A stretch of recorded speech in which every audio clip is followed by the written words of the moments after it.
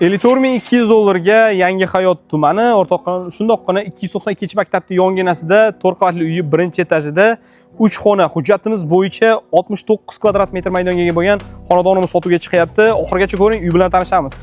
Do'stlar, uy bilan tanishsak, asosiy vhodnoy eshigimiz ko'ryapsizlar, anchagina o'zgartirishlar kirgan, oshxonani olib, devorni olib tashalgan, shunday keng qo'l qo'yilgan.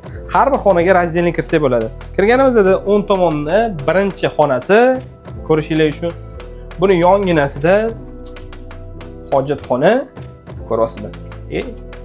Hammom. Buni yonidan keyingi xonasini ko'rsak bo'ladi. Uyimiz 3 xona, 4 xona qilingan desa ham bo'ladi. To'g'riga qaraydigan bo'lsangiz, zal.